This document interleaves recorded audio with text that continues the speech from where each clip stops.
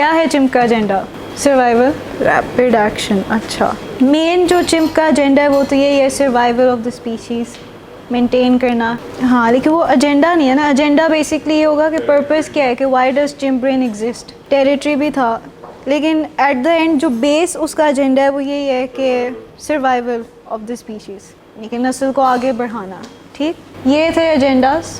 Self survival, produce next generation, protect itself from harm, attracting a mate, establishing a territory, searching for food, finding shelter. ठीक, overall एक ही चीज़ की towards जा रहा होता है, सेल्फ सर्वाइवल। ठीक, ये सारी चीज़ें हेल्प करती हैं सेल्फ सर्वाइवल में। आज हम बात करेंगे मोड्स ऑफ ऑपरेटिंग, के किस तरह के बिहेवियर्स आते हैं चिम्प ब्रेन जब काम कर रहा होता है या ह्यूमन ब्रेन जब काम कर रहा होता है। ठीक, तो आज हम पहले चिम्प ब्रेन के मोड्स ऑफ ऑपरेटिंग पढ़ेंगे। चिम्प ब्रेन जो है वो बेसिकली एक किस्म का जंगल सेंटर अप्रोच लेके चलता है। जंगल सेंटर अप्रोच क्या होगी, क्या लगता है आपको? तो बेसिकली चिम्प जो है जंगल में रहता है, तो उसके जो इंस्टिंक्ट्स होंगे, उसके जो ड्राइव्स होंगे, बिहेवियर्स होंगे, वो सारे जंगल वाले ही होंगे। मसला इसमें नहीं है कि उसके जो बिहेवियर्स हैं वो जंगल सेंटर के लिए, बिकॉज चिम्प की नेचुरल जो हैबिटेट है वो तो वही है जंगल, वहाँ पे ये सारी चीज़ें अप्लाई करती हैं, कोई मसला नहीं है इसमें, राइट। लेकिन मसला तब आता है जब चिम्प यही वाले बिहेवियर्स ह्यूमन वर्ल्ड में अप्लाई करना स्टार्ट कर देता है, सोसाइटी में।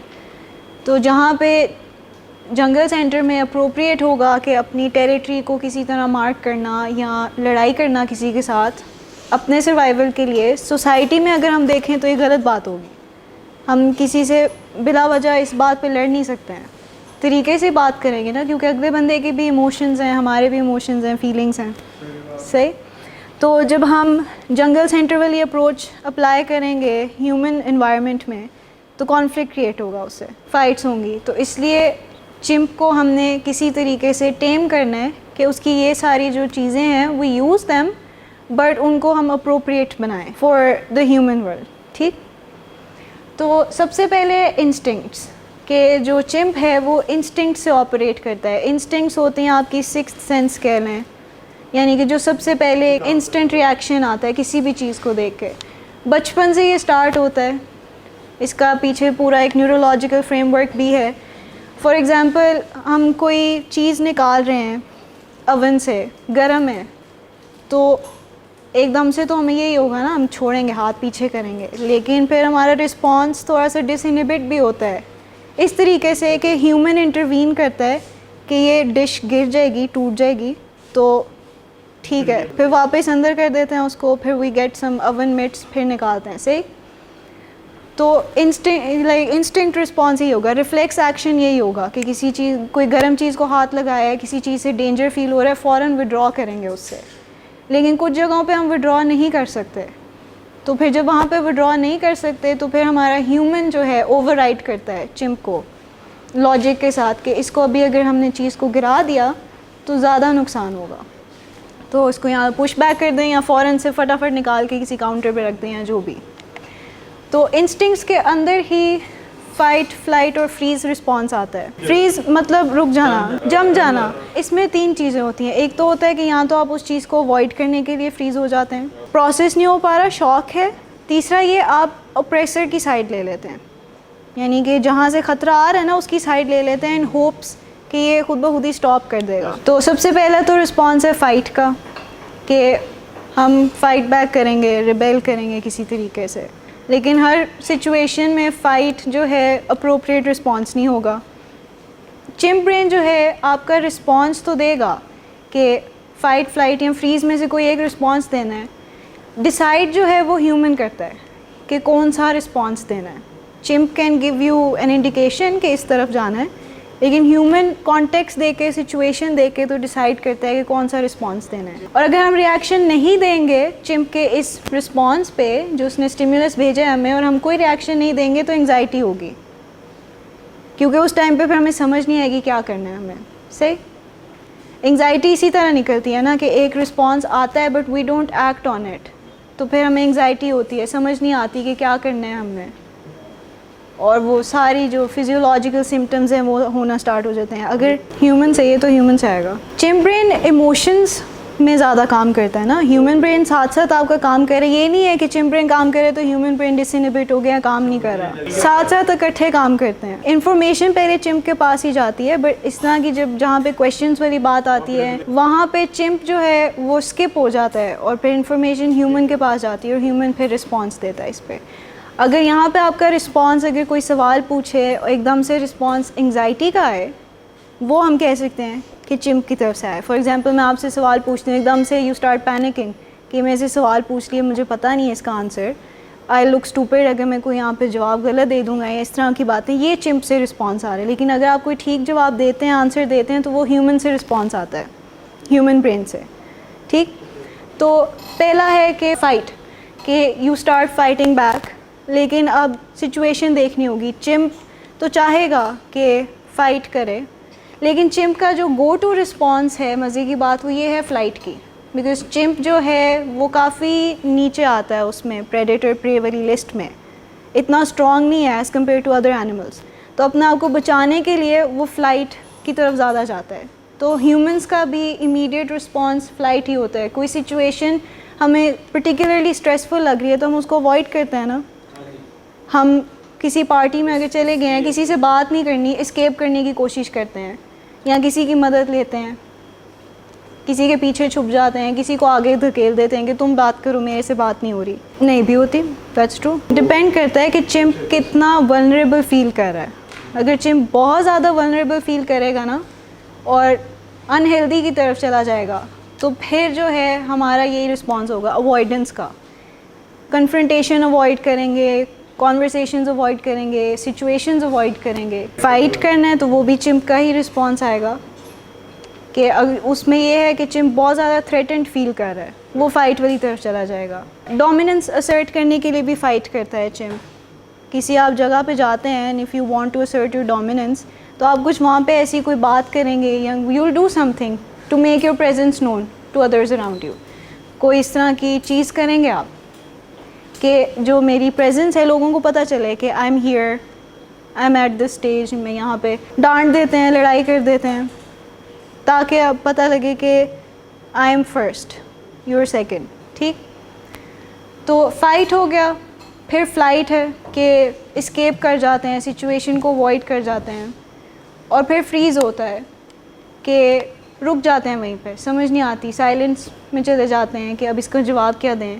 या फिर you start agreeing with the other person. कोई कन्फ्रंट कर रहा है आपको तो you start agreeing with the other person, that's a form of freezing, कि यू आर सेइंग हाँ जी यू आर राइट, ताकि बस वहाँ पे बात ख़त्म हो जाए, इससे बढ़े ना ज़्यादा। तो that's a form of freezing.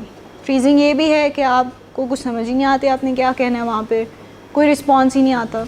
ठीक, तो आप लोग कुछ आइडेंटिफाई कर पा रहे हैं कि आप लोगों के क्या रिस्पॉन्सेज होते हैं स्ट्रेसफुल सिचुएशंस में। फ़ाइट होता है, फ़्लाइट होता है, फ्रीज़ होता है। मोस्टली क्या आता है? Fight, flight. ये रिस्पॉन्स इनिशिएट चिम्प ही करेगा, ये रिस्पॉन्स ह्यूमन इनिशिएट नहीं कर सकता। इमोशंस, मकसद इस रिस्पॉन्स का ये है कि इमोशंस इन्वोक करना, बहुत इंटेंस इमोशंस, ताकि आप अपने आप को प्रोटेक्ट कर सकें किसी तरीके से। आगे बिहेवियर आप जो करेंगे वो डिपेंड करेगा ह्यूमन पे। ठीक, तो नेचुरली हमारा एक वैसे होता है response to any situation, like वो एक किस्म का हमारा बना होता है हर चीज़ में। कुछ लोग हर चीज़ को अवॉइड करते हैं, कॉन्फ्रंट कम करते हैं, फ़ाइट कम करते हैं, फ़्लाइट चीज़ों को अवॉइड कर देते हैं, वहाँ से निकल जाते हैं। ठीक, फ़ाइट किस किस का रिस्पॉन्स है कि कोई स्ट्रेसफुल सिचुएशन हुई है तो ज़हन में बस आया कि लड़ना है यहाँ पे, या इसको बताना है, कुछ ना कुछ कहना है इस बंदे को। एक्टिव एडिक्शन में क्या होता था रिस्पॉन्स? यूजुअली फ़ाइट ही होता है, बिकॉज जब एक्टिव एडिक्शन में होते हैं तो हम जो ड्रग्स यूज़ कर रहे होते हैं वो हमारा एंगर एक्सपेडाइट कर रहे होते हैं। तो जहाँ पे इरेशनल एंगर भी आना शुरू हो जाते हैं, जहाँ पे बनता नहीं है वहाँ पे भी गुस्सा आता है, क्योंकि वो ड्रग की वजह से रिस्पॉन्स ही आ रहा होता है। तो इंस्टिंक्ट से आपका जो है 3F रिस्पॉन्स निकलता है इमोशंस के थ्रू। इमोशंस जब बहुत स्ट्रॉन्ग होते हैं तो फिर ये रिस्पॉन्स निकलता है फॉर सर्वाइवल, सेल्फ सर्वाइवल, अपने आप को प्रोटेक्ट करने के लिए बेसिकली। और ये बहुत हेल्प करता है हमें काफ़ी सिचुएशंस में, ये बहुत हेल्प करता है हमें स्ट्रेसफुल सिचुएशंस में, डेंजर सिचुएशंस में। लेकिन जब कभी हम नहीं करेंगे रिस्पॉन्स इसको तो एंग्जाइटी आएगी। फॉर एग्जांपल, अगर कोई जिसको स्टेज फ्राइट है, स्टेज पे आके खड़ा हुआ है, बोलने लगा है, चिम्प बार बार ये कहेगा कि don't do this, you look stupid, you make some mistake, कोई ब्लंडर कर दोगे, कोई ऐसी बात कह दोगे जिस पे सब हंसेंगे, फिर you remember this for the rest of your life, इस तरह की चीज़ें। You feel less confident, anxiety होना शुरू हो जाती है। और फिर उस एंग्जाइटी को सेटल डाउन करने के लिए आप अपने चिम्प को ये रीअश्योरिंग स्टेटमेंट्स देते हैं कि it's okay, it's just a speech, इतनी कोई बड़ी बात नहीं है, people are not even paying that much attention to what I am like, मेरा क्या बिहेवियर होगा। बिल्कुल ब्लंडर होगा भी तो मैं सॉरी कह सकता हूँ वहाँ पे कि I am sorry, I am a bit nervous, इस तरह की बात कर सकते हैं। तो रीअश्योरेंस देनी होती है चिम्प को, बिकॉज चिम्प बहुत इनसिक्योर है, उसको कॉन्स्टेंटली रीअश्योरेंस चाहिए होती है ह्यूमन से कि कुछ बुरा नहीं होगा। जैसे हमने पहले उसके पढ़े ना पैटर्न्स जो चिम्प के थे कि एकदम से कैटास्ट्रोफाइज कर देता है सिचुएशन को, छोटी सी बात को बहुत बड़ी बना देता है। तो वो उस टाइम पे रीअश्योरेंस चाहिए होती है चिम्प को कि मुझे बताओ यहाँ पे कि इतनी कोई बड़ी बात नहीं है, छोटी सी बात है, फिक्स हो जाएगा, रिजॉल्व हो जाएगा। फिर कुछ ड्राइव्स होती हैं, ड्राइव्स में जैसे ट्रूप आ गया, ईगो, शेल्टर, जो बेसिक ह्यूमन ड्राइव्स हैं, फूड। अब इन ड्राइव्स में भी ह्यूमन का काम होता है to regulate these drives. Food की जो ड्राइव है, खाने की ड्राइव है, चिम्प को तो ये लगेगा कि आज ही खाना मिलना है, इसके बाद फिर कभी ज़िंदगी में पता नहीं मिले या ना मिले, आज ही खा जो सारा। ह्यूमन रेगुलेट करता है लॉजिक के साथ कि नहीं, खाना और भी मिलेगा तो अभी थोड़ा सा खाते हैं, it's not good for us to eat too much at the same time, बीमार हो जाएंगे या वेट बढ़ जाएगा, जो भी लॉजिकल एक्सप्लेनेशन देता है ह्यूमन। तो ह्यूमन का ये काम होता है ड्राइव्स को रेगुलेट करना। कोई और बेसिक ह्यूमन ड्राइव बताएं मुझे मुनीब साहब। शेल्टर, शेल्टर तो बेसिक नीड है, ड्राइव नहीं होगी। ड्राइव वो चीज़ें होती हैं जो आपका बिहेवियर बेसिकली बनाती हैं। अथॉरिटी, हाँ, समवट असर्ट डोमिनेंस वाली जो बात है वो ड्राइव हो सकती है, बिल्कुल। तो ह्यूमन फिर ये बताता है चिम्प को कि इट्स नॉट नेसेसरी कि हर जगह you have to be first, there are other experts as well, तो उनकी भी सुननी होती है। इट्स नॉट जस्ट यू जिसको सब पता है, बाकियों को आपसे भी ज़्यादा भी पता हो सकता है। उस टाइम पे चिम्प ब्रेन हमारा ओवर एक्टिव हुआ होता है ना, तो फिर ह्यूमन को रैशनलाइज करने की ज़रूरत होती है। लेकिन अल्कोहल क्या करता है, डिसइनहिबिट कर देता है, बिल्कुल डिसइनहिबिशन ले आता है। तो आपके रिस्पॉन्सेज जो है रुकते नहीं हैं, उस टाइम पे रैशनली लॉजिकली सोच नहीं सकते। तो फिर वंस यू स्टॉप ड्रिंकिंग तो फिर शायद कुछ थोड़ा बहुत रैशनली सोचा जा सकता है। लेकिन when you are taking alcohol तो कॉन्फिडेंस भी इस वजह से ज़्यादा आता है क्योंकि डिसइनहिबिशन हो जाती है, हम रुकते नहीं किसी चीज़ पे, हम अपने आप को नहीं रोकते किसी चीज़ पे। चिम्प को रीअश्योरेंस चाहिए होती है ना, वो रीअश्योरेंस चाहे ह्यूमन से मिले, किसी और चीज़ से मिले, किसी सब्सटेंस से मिले। अब उसको सब्सटेंस या कंफर्ट मिल रहा है अल्कोहल से तो वो इतना वल्नरेबल फील नहीं करेगा, उसको लगेगा कि सिचुएशन ठीक है, कोई इतना मसला नहीं है, तो फिर वो कॉन्फिडेंट हो जाएगा। ठीक, थोड़ा सा कॉन्सेप्ट समझने वाला है, थोड़ा कंफ्यूजिंग है अंडरस्टैंड, तो जहाँ पे ना समझ आए प्लीज़ मुझे रोक के ज़रूर पूछना है कि यहाँ पे समझ नहीं आ रही। ठीक, अच्छा, ड्राइव्स होगी, इंस्टिंक्ट्स होंगी, फिर वल्नरेबल स्टांस होता है। सिंस चिम्प जैसे मैंने बात की कि फूड चेन में काफ़ी नीचे आता है, तो हर टाइम उसको ये लग रहा होता है कि मुझे सराउंडिंग से ख़तरा है, अपनी सेफ्टी का ख़तरा है किसी भी तरीके से। तो इसीलिए अक्सर जब कोई हमें क्रिटिसाइज़ करता है तो हम क्रिटिसिज्म इतने अच्छे से नहीं लेते, हम डिफेंसिव हो जाते हैं, हम अपने आप को डिफेंड करना शुरू हो जाते हैं ना, रीज़न्स देते हैं या कोई एक्सक्यूज़ेस बनाते हैं कि इस वजह से ये काम ठीक नहीं हुआ था, या मैं I was not feeling well, I didn't sleep enough. External चीज़ों पे ज़रा हम शिफ्ट करना शुरू कर देते हैं ब्लेम को ना, या रिस्पॉन्सिबिलिटी को, ताकि जो है हमारा अपना जो ईगो है हम उसको मेंटेन कर सकें। ये चिम्प के थ्रू आता है। तो वो वल्नरेबिलिटी को कहीं ना कहीं रिजॉल्व करने की कोशिश कर रहा होता है by relying on external things.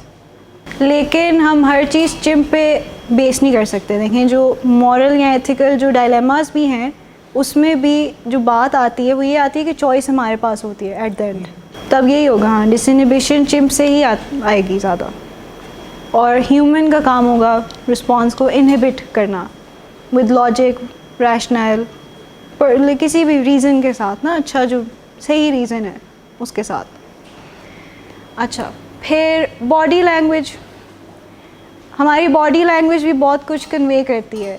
अब हम किसी से बात कर रहे हैं, बेशक आराम से बात कर रहे हैं, लेकिन हम बहुत ऊपर चढ़ के बात कर रहे हैं, इंटिमिडेट करने की कोशिश कर रहे हैं, वो भी ठीक नहीं है। या हम बिल्कुल ही क्लोज्ड ऑफ हो गए हैं, डर के बात कर रहे हैं, तो वो भी ठीक नहीं है। तो हमारी बॉडी लैंग्वेज भी बहुत यानी कि बताती है। चिंप का जो बेसिक बॉडी लैंग्वेज होगी, सिंस वो चाहता है डिफरेंट होती है, ठीक, जहाँ पे उसको लगता है कि डोमिनेंस असर्ट करनी है या अपनी प्लेस बनानी है इस जगह पे जहाँ वो थ्रेटेंड फील करेगा, तो बॉडी लैंग्वेज इंटिमिडेट करने वाली होगी। चढ़ाई करेगा अगले बंदे पे, गुस्से से बोलेगा, थोड़ा लाउड हो जाएगा, because when you are loud you think अगले बंदे की वॉइस ड्राउन आउट हो रही है तो मेरी बात सुनी जाएगी। और फिर जहाँ पे उसको लगता है कि अब ख़तरा कुछ ज़्यादा ही हो गया, यहाँ पे फ़ाइट बैक नहीं मैं कर सकता, तो फिर वो डर जाएगा, क्लोज्ड ऑफ हो जाएगा, आराम से लाइक डर डर के नर्वसली बात करेगा। तो मुख्तलिफ यानी कि बॉडी लैंग्वेजेस होती हैं, बट नॉन वर्बल कम्युनिकेशन जो है वो यहाँ से निकलती है। Body language is one form of non verbal communication ना। It conveys basically the actual emotion that we are feeling. बात हम कोई भी कर रहे होंगे, लेकिन हमारी बॉडी लैंग्वेज बता देगी कि असल में पीछे इमोशन क्या है, कि किस वजह से हम ये बात कर रहे हैं या किस इमोशन के थ्रू, सैड हैं, खुश हैं। It reflects in our body language. ठीक, ये कुछ ड्राइव्स हैं चिंप की। ट्रू के चाहते हैं कि फेमिलियर सराउंडिंग्स में हो, फेमिलियर लोगों के साथ हों। अनफेमिलियर सिचुएशंस में कोई भी थोड़ा सा डर जाता है ना, समझ नहीं आती, थोड़ा सा केयरफुली ट्रेड करते हैं उस टेरिटरी में, सोच समझ के आगे कदम बढ़ाते हैं। तो ट्रूप का सहारा बहुत लेता है चिंप कि फॉर एग्ज़ाम्पल हमें भी जब कभी एंग्जाइटी हो रही हो तो we go talk to someone that we like, या someone who can comfort us ना। अपना कोई काम करवाना हो जो हमसे खुद नहीं हो रहा तो हम किसी फ्रेंड को ही आगे करते हैं या अपने पेरेंट्स को आगे कर देते हैं कि आप ऑर्डर कर दें। खाना ऑर्डर करना सबसे बड़ी एंग्जाइटी प्रोवोकिंग चीज़ है कुछ लोगों के लिए, नहीं, कुछ लोगों के लिए होती है। कुछ लोगों को फ़ोन कॉल्स नहीं पसंद, उनसे खाना ऑर्डर नहीं होता, तो normally they leave it off for some other family member to do it. कुछ लोगों को पसंद है फूड ऑर्डर करना, तो दैट्स फाइन। तो इस तरह भी होता है, दूसरों से काम करवाना शुरू हो जाते हैं अपनी एंग्जाइटी को मैनेज करने के लिए। फूड की हमने बात कर ली कि बहुत ज़्यादा खाना पसंद होता है। पावर, चाहते हैं कि पावर हमारे पास हो। ईगो, अपने आप को प्रोटेक्ट करना, सेल्फिश बेसिकली हो जाना थोड़ा सा। ईगो बेसिकली होगी जो आपका यानी कि अपने आप को सेल्फिश, अपने बारे में सोचना, इस टाइप की चीज़ें कि दूसरों के बारे में कम सोचते हैं और अपने बारे में, अपने जो पर्पस है या अपना जो रीज़न है, हाँ अनहेल्दी सेल्फ इस्टीम कह सकते हैं। तो अपना यानी कि सर्वाइवल देख रहे होते हैं ना ज़्यादा, ये नहीं देख रहे होते अगले पे क्या बात जा रही है या हमारा रूड बिहेवियर अगले को क्या कैसे इफ़ेक्ट कर रहा है। टेरिटरी, अपनी स्पेस जो है उसको मार्क करना। सिक्योरिटी, इंक्विजिटिवनेस यानी कि क्यूरियोसिटी होना चीज़ों की। चिंप बहुत इंक्विजिटिव होता है, wants to try new things, but फिर कहीं ना कहीं थोड़ा सा डर भी जाता है न्यू थिंग्स ट्राई करने से, तो वो बैक ऑन एंड ऑफ चल रहा होता है ये चिंप का। और ये जो नीचे 3 चीज़ें हैं ये ह्यूमन की ड्राइव्स हैं। अ रोल और पर्पस इन लाइफ, सोलमेट्स और intellectual stimulation. Intellectual stimulation, since human brain को प्रोसेस करना पसंद है ना चीज़ें, it likes to make sense of things. Puzzles को जोड़ना होता है ना, हर चीज़ की वो एक्सप्लेनेशन मांगते हैं। बिल्कुल ऐसे ही हम चीज़ों पे कम बिलीव करते हैं, हम पीछे रीजनिंग या एक्सप्लेनेशन मांगते हैं, सोल्यूशन की तरफ जाना। चिंप इंक्विजिटिव है, लेकिन वो फिर इसमें मसला ये आता है कि रिस्क टेकिंग ज़्यादा हो जाती है। इंक्विजिटिव इस सेंस में क्यूरियस है ना, टू ट्राई न्यू थिंग्स। हाँ, थ्रिल सीकिंग होता है, तो नई चीज़ें ऐसी ट्राई करेगा जिसमें रिस्क ज़्यादा है। डेयर डेविल वाली चीज़ आ सकती है उसमें कि उसको पसंद है, वो एड्रेनलिन रश पसंद है उसको जो आता है, तो वो ऐसी चीज़ें नहीं ट्राई करेगा जो कि अगर हम रैशनली सोचें तो शायद इतनी ठीक ना हो। Poor business investments, risk taking behaviours, कोई ऐसे काम कर देना, रैश ड्राइविंग, ये सारी चीज़ें। तो ये इंक्विजिटिव होता है। क्यूरियोसिटी होती है ना कि मैं इस गाड़ी को कितनी तेज़ चला सकता हूँ, कहाँ तक पुश कर सकता हूँ, कुछ लोगों को होती है, वो चिंप से होगा। जाहिर सी बात है ह्यूमन तो कभी ये नहीं सोचेगा ना कि अगर इस गाड़ी का मीटर इधर तक जा रहा है तो मैंने पूरा मीटर ही करना है, बिकॉज ऑब्वियसली उसको लॉज का भी होगा, उसको आसपास की सराउंडिंग्स का भी होगा कि दूसरे लोग भी हैं, एक्सीडेंट हो सकता है। इंक्विजिटिवनेस, उसी की बात कर रहे हैं हम, क्यूरियोसिटी की, तशवीश बेसिकली किसी चीज़ की कि ये क्या करती है। छोटे बच्चों में भी बहुत ज़्यादा होती है, हर चीज़ को उनको वो इंक्विजिटिवनेस होती है कि ये क्या चीज़ करती है, क्या करती है, क्योंकि उस टाइम पे उनका ह्यूमन ब्रेन तो अभी इतना डेवलप नहीं हुआ होता, तो वो चिम ब्रेन से काम ज़्यादा कर रहे होते हैं, तो इसलिए उनमें इंक्विजिटिवनेस बहुत ज़्यादा होती है, क्यूरियोसिटी होती है for new things. That's why वो कोई भी चीज़ जो उनको मिलती है वो पकड़ के उसको खा भी लेते हैं, मुंह में डाल लेते हैं, बिकॉज उनको रिस्पॉन्स ही आ रहा होता है उस टाइम पे। एड्रेनलिन रश, बेसिकली एड्रेनलिन आपकी बॉडी में रिलीज़ होता है, एक केमिकल है जिससे आपकी बॉडी की जो फिजियोलॉजिकल स्टेट है ना वो बहुत फास्ट यानी कि काम करना, हार्ट बीट तेज़ हो जाती है, उस टाइम पे स्वेटिंग भी हो सकती है, ये सारी चीज़ें होती हैं। एड्रेनलिन रश फॉर एग्जांपल कभी यानी कि रनिंग भी की हो तो उससे भी एड्रेनलिन आता है, किसी के साथ लड़ाई की हो उससे भी एड्रेनलिन रश होता है। इंटेलेक्चुअल स्टिम्युलेशन जो है वो रिस्क असेसमेंट के साथ होगी और नीड होगी टू ऑलवेज़ इम्प्रूव। ह्यूमन की एक ये एजेंडा भी है to self actualise, to improve.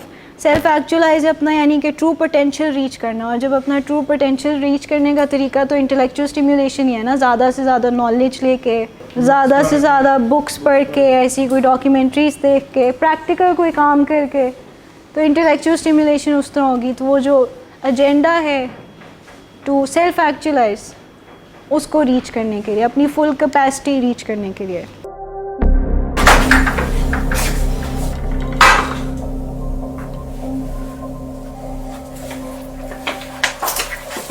आज फिर भी कराया तो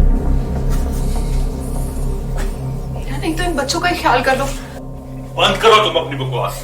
लेकिन तुम अपनी घटिया को तो से बाज मत आना। तुम हो ही घटिया इंसान। तुम होती कौन हो मुझे रोकने वाली? तुम्हारे बाप के माल की पीता हूं क्या? शराब नोशी की वजह किरदार की खराबी नहीं, मूड की खराबी है। शराब नोशी कभी भी नशे की बीमारी में बदल सकती है। नशे की बीमारी हर स्टेज पर काबिले इलाज है। मदद हासिल कीजिए, क्योंकि वो ऐसा नहीं करेगा। विलिंग वेज से मदद हासिल कीजिए, कहीं से भी मदद हासिल कीजिए, लेकिन फौरी मदद हासिल कीजिए। जिस मुआवजे के इंतजार में आपने बहुत देर कर दी, अब वो दस्तक दे रहा है। मदद हासिल कीजिए, मदद हासिल कीजिए, मदद हासिल कीजिए। अब modes of operating of humans हैं। ह्यूमन जो है वो ह्यूमैनिटी सेंटर से काम करता है। अब ह्यूमैनिटी सेंटर क्या होगा? ह्यूमैनिटी बेसिकली क्या है? अगर हम ह्यूमैनिटी को डिस्क्राइब करना चाहें, केयरिंग, सिविलाइज्ड, एम्पैथेटिक, दूसरों की हेल्प करना, तो इस तरह यानी कि दूसरों को हेल्प करना, दूसरों का ख्याल करना, कनेक्टेड एनवायरनमेंट। सही। तो कुछ चीज़ें फिर आती हैं उसमें। सबसे पहले है ऑनेस्टी, कि human likes to be honest. Humanity का जो प्रिंसिपल है, जब तक आप ऑनेस्ट और ट्रांसपेरेंट नहीं होंगे तो वो प्रिंसिपल ह्यूमैनिटी का रीच नहीं होगा, क्योंकि आप फिर चीज़ें छुपा रहे हैं, बात नहीं कर रहे, सीक्रेटिव हो रहे हैं। तो ह्यूमैनिटी का ये होता है कि ट्रांसपेरेंट और ऑनेस्ट होते हैं। ज़रूरी नहीं, अब हर चीज़ हम चिम ब्रेन पे पिन नहीं कर सकते। कुछ जगह पे हम रैशनली भी डिसाइड करते हैं सीक्रेटिव होना, है ना। कुछ चीज़ें जब हम छुपाते हैं किसी से तो हम रैशनली भी डिसाइड करते हैं। हम किसी को अगर कुछ नहीं कहते, वो उसके पीछे रीजनिंग हम यही देते हैं कि ये अगला बंदा हर्ट ना हो जाए। फॉर एग्जांपल, हमें किसी के बारे में कोई रूमर पता लगे एंड हमें लगता है कि वो हर्ट हो जाएंगे इस बात से या डिफेम हो जाएंगे इस बात से, तो हम वो बात अपने तक रखते हैं। हम बिल्कुल वो कंपैशन से थोड़ी सी बात निकल आएगी कि फिर अगले की हम जो थोड़ी सी वो है फीलिंग्स हैं उसको आगे रख के उसको हर्ट किए बगैर हम ये बात छुपा रहे हैं उसे। तो ऑनेस्टी, ट्रांसपेरेंसी, किसी भी कोई रिलेशनशिप भी हो, फॉर एग्जांपल अब सिंस ह्यूमन का एक एजेंडा ये भी है to have a good relationship, to find a soulmate. अब जब आप सोलमेट से कोई चीज़ें छुपाना शुरू कर देंगे तो व्हाट डू यू थिंक कि आपका रिलेशनशिप प्रॉस्पर करेगा या प्रॉब्लम्स आएंगी? प्रॉब्लम्स आएंगी ना, बिकॉज आप चीज़ें उनसे छुपा रहे हैं। अब छोटी मोटी चीज़ें छुपा रहे हैं, दैट्स फाइन, बट अगर कोई बहुत बड़ी चीज़ जो कि टर्निंग पॉइंट हो सकता है आपके रिलेशनशिप में, उसको आप छुपाए रख रहे हैं and then later on they find out from some other source, तो वो बंदा तो बहुत हर्ट होगा ना। तो उस टाइम पे फिर लॉजिकली रैशनली डिसीजन बनाना होता है, लेना होता है कि बताऊं या ना बताऊं, फ्यूचर का सोच के, उनकी फीलिंग्स को सामने रख के, कि शॉर्ट टर्म के लिए अगर फीलिंग्स हर्ट होंगी but it will save our relationship, तो हम ये बात कर जाएंगे। बट अगर it's going to ruin our relationship, अभी अगर मैंने बात की क्योंकि वो शायद सुनने के अभी उसमें नहीं है मूड में, तो फिर हम थोड़ा वेट कर लेते हैं, फिर when the time is right we talk to them about it. ठीक, तो सीक्रेटिव होना it depends on us, because हम उसको कॉस्ट बेनिफिट करके उसका वो डिसीजन लेते हैं।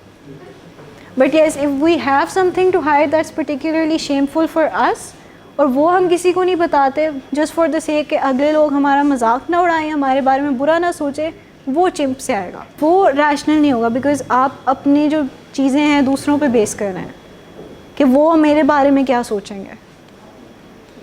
Eight the end of the day you are protecting your self, फिर उसमें कि मेरे बारे में वो क्या सोचेंगे, कि दूसरों का जो बिहेवियर है मेरे साथ हैं, दूसरों जो कमेंट्स करेंगे, इट अफेक्ट्स मी, तो वो फिर उसमें आएगा, चिंप में आएगा, to protect your self, ego protect करने के लिए। ऑनेस्टी हो गया, कंपैशन दूसरों के लिए, यानी कि ख्याल होना, दूसरों के लिए ख्याल होना, प्यार होना दूसरों के लिए, तो वो कंपैशन में आ जाता है। कौन से हैं कोई कंपैशनेट एक्ट्स जो हम करते हैं? Helping other people. Why do we help? एक डायलेमा है हेल्पिंग बिहेवियर्स का, एक बहुत इंटरेस्टिंग डायलेमा है। सम पीपल से कि ये हमारी सेल्फिश विल से निकलता है, to help others, we want to feel good about ourselves, तो इस वजह से हम दूसरों को हेल्प करते हैं। जो दूसरी साइड है वो ये आर्ग्यू करती है कि we want to help others because they deserve our help या दे नीड आवर हेल्प। तो ये एक डायलेमा है और ये काफ़ी अरसे से डायलेमा चलता आ रहा है। So it's up to you to decide why you want to help others, कि ऑल्ट्रिस्टिकली हो के किसी की हेल्प करनी है without having any selfish desires of your self. It's impossible, I understand, it's impossible. कहीं ना कहीं सर्कल बैक हम पे ही करती है वो बात। किसी को भी हेल्प करेंगे तो हम अच्छा फील करेंगे ना, अच्छा फील करेंगे, तो कहीं ना कहीं थोड़ी सी सेल्फिशनेस या selfish will, desire helping behaviour में होता है। बट इसका ये मतलब नहीं कि हम किसी की हेल्प ना करें just because it's helping us in turn या it's making us feel good. Help तो करनी चाहिए किसी की भी, बिकॉज अगला बंदा भी इक्वली डिज़र्व करता है हमारी अटेंशन, हमारी हेल्प, जितनी हम डिज़र्व करते हैं अब दूसरों की हेल्प या अटेंशन। ठीक, कॉन्शियंस जो एक आपकी छोटी सी वॉइस होती है दिमाग में, मॉरल वॉइस आपको बता रही होती है कि ये ठीक है, ये गलत है, राइट रॉन्ग वाली चीज़। एक्टिव एडिक्शन में कॉन्शियंस को क्या होता है, फॉर द टाइम बीइंग ख़त्म हो जाती है। बेहिसी जो हम बात करते हैं कि एक्टिव एडिक्शन में बेहिसी सी आ जाती है, तो वो यही है कि कॉन्शियंस जो है हमारी वो उस टाइम पे ख़त्म हो जाती है। द डिफरेंस बिटवीन राइट और रॉन्ग वो ब्लर हो जाता है, हमें नहीं पता होता कि ये राइट है या ये रॉन्ग है, तो हम ज़्यादा रॉन्ग डिसीजंस की तरफ भी चले जाते हैं, गलत काम भी करते हैं, क्योंकि वो कॉन्शियंस जो हमें ग्राउंड रखती है वो काम नहीं करी। इट्स नॉट टेलिंग अस कि दिस इज़ रॉन्ग, बिकॉज वो ड्रग्स की वजह से ज़रा सप्रेस हुई हुई है, कम हुई हुई है। तो फिर कॉन्शियंस से ही आपका जो है गिल्ट निकलता है कि बाद में जब ड्रग्स से हम बाहर निकलते हैं, इंडोर्स में आते हैं, तो कुछ चीज़ों को लेके गिल्ट होता है। इंटरवेंशन सुनते हैं तो शुरू में तो शेम आता है ना, वो तो इमीडिएट रिस्पॉन्स है शेम का, बट जब हम शेम से लिबरेट होते हैं तो गिल्ट आता है कि यू फील गिल्टी, और guilt is a healthy emotion, it's not bad. Guilt होता है कि अब इनको जवाब किस तरह दें, मैंने जो ये एक्टिव एडिक्शन में सारा कुछ हुआ मेरी बीमारी की वजह से, मेरे ड्रग अब्यूज़ की वजह से, अब मैं इसको किस तरह, यानी कि इनको रिप्लाई क्या करूं, how do I make them feel better.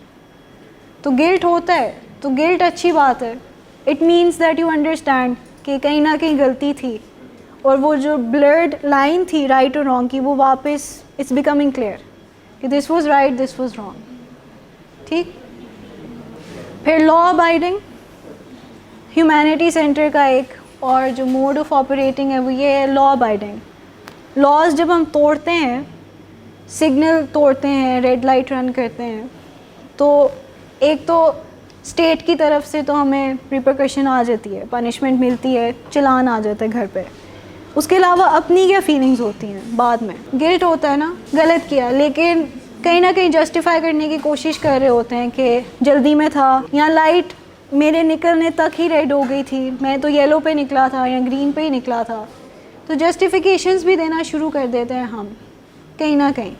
लेकिन ह्यूमैनिटी जो ह्यूमन जो है वो ऑपरेट लॉ अबाइडिंग रूल्स के साथ ही करता है, ज़्यादातर रूल्स को ओबे करता है वो। जहाँ पे भी रूल्स बने होंगे it likes to obey them. Chimp on the other hand would like to break all the rules.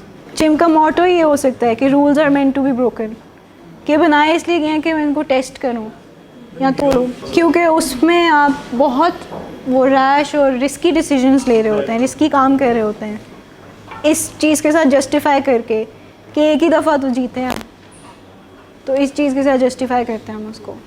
Self control बहुत ज़रूरी है, it's one of the major things. Active addiction में भी या मूड डिसऑर्डर में भी आती है।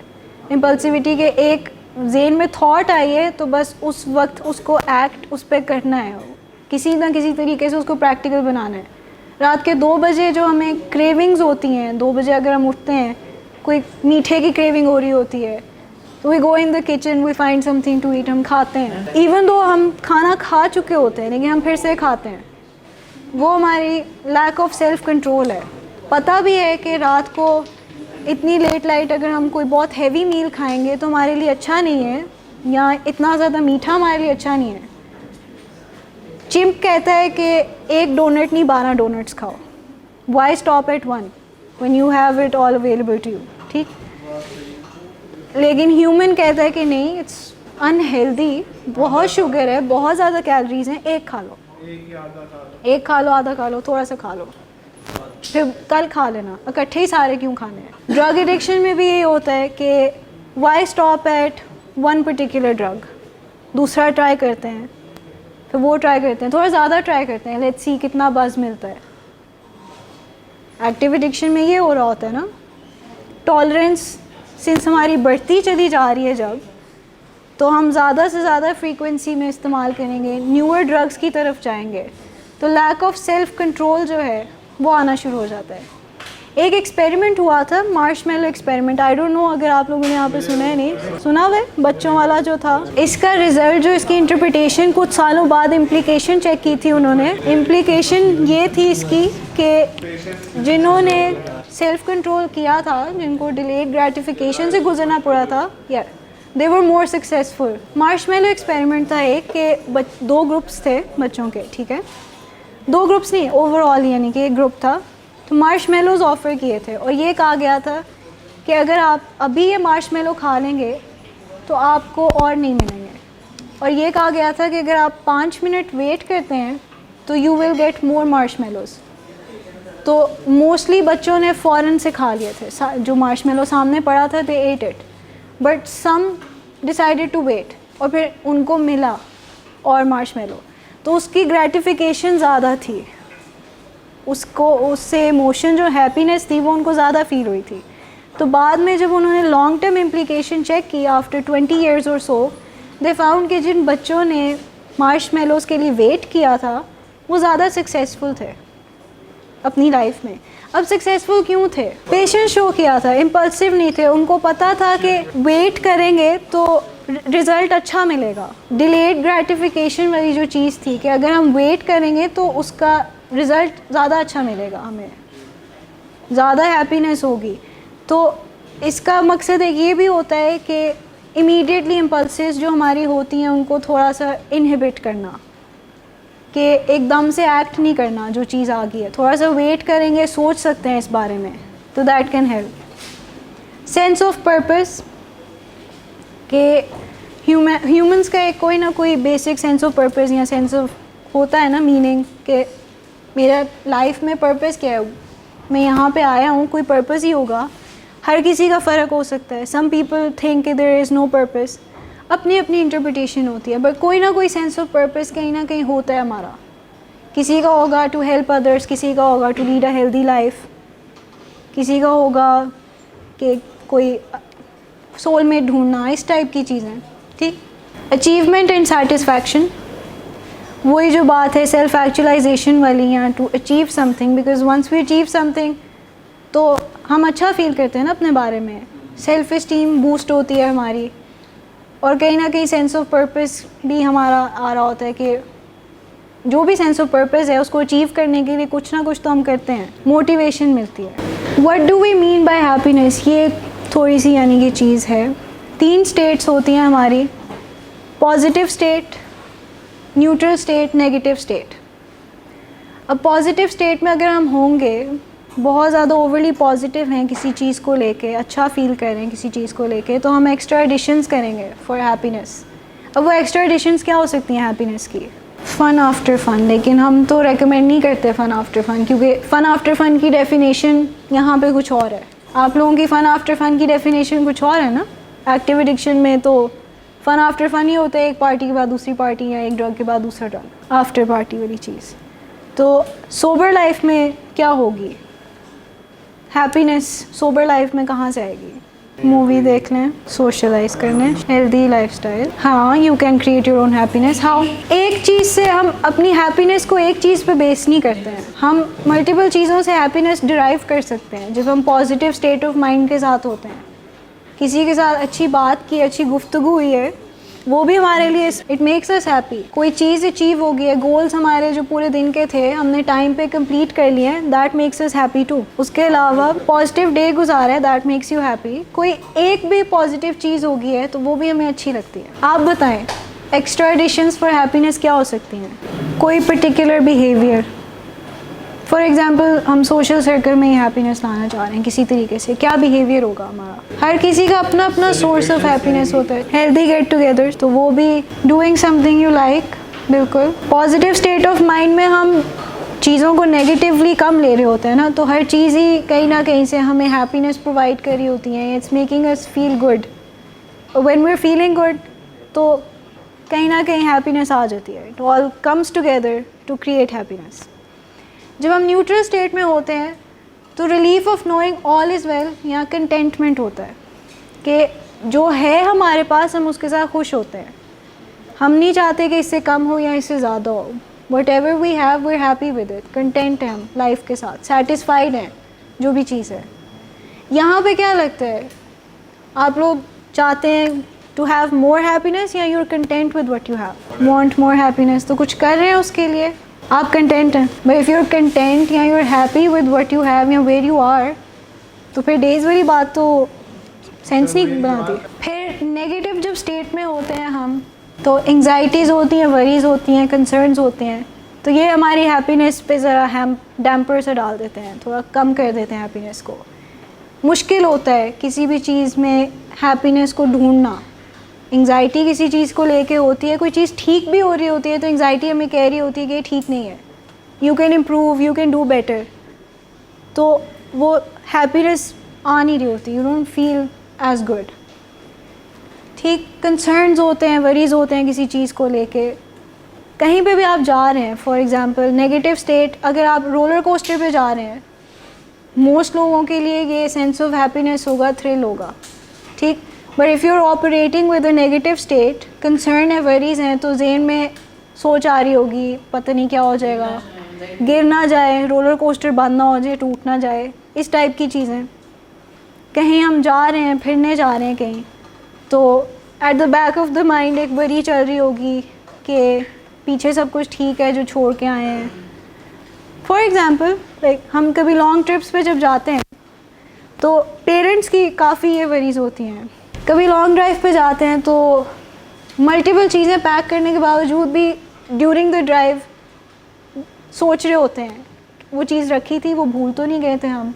तो जो हैप्पीनेस का मौका होता है हमारे लिए, उस पे जो है वो डेंट सा पड़ जाता है अपनी कंसर्न्स और वरीज़ के साथ, बिकॉज हम नेगेटिव स्टेट से ऑपरेट कर रहे होते हैं।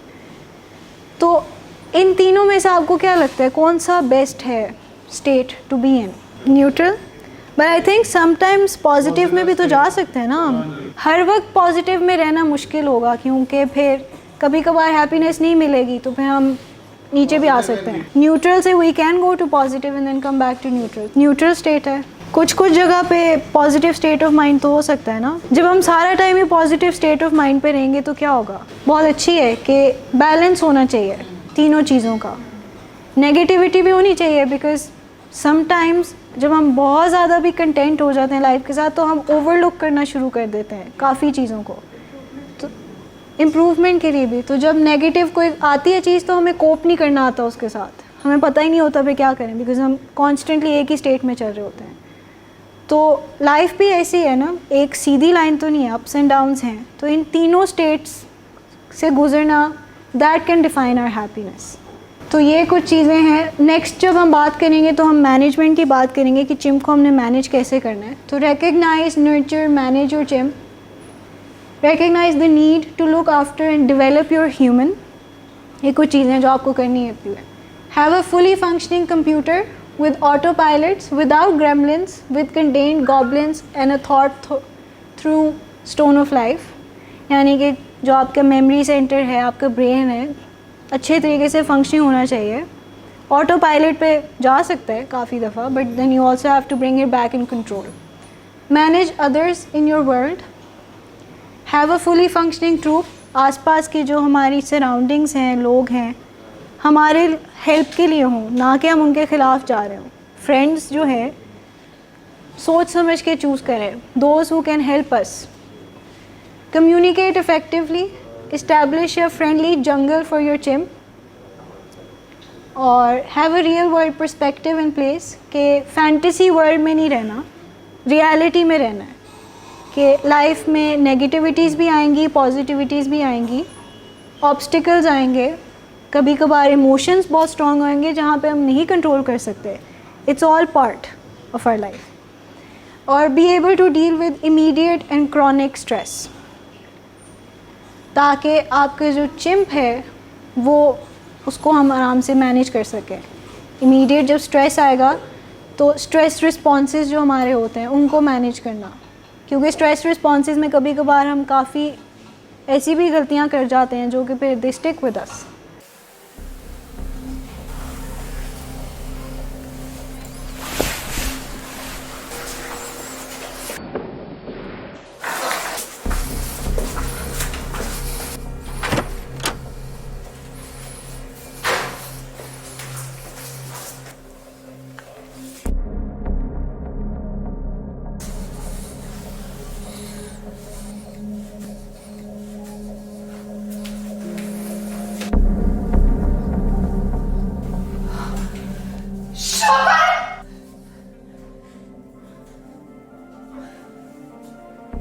शराब नोशी की वजह किरदार की खराबी नहीं, मूड की खराबी है। शराब नोशी कभी भी नशे की बीमारी में बदल सकती है।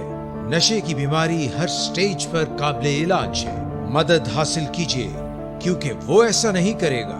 विलिंग वेज से मदद हासिल कीजिए, कहीं से भी मदद हासिल कीजिए, लेकिन फौरी मदद हासिल कीजिए। जिस मुआवजे के इंतजार में आपने बहुत देर कर दी, अब वो दस्तक दे रहा है। मदद हासिल कीजिए, मदद हासिल कीजिए, मदद हासिल कीजिए।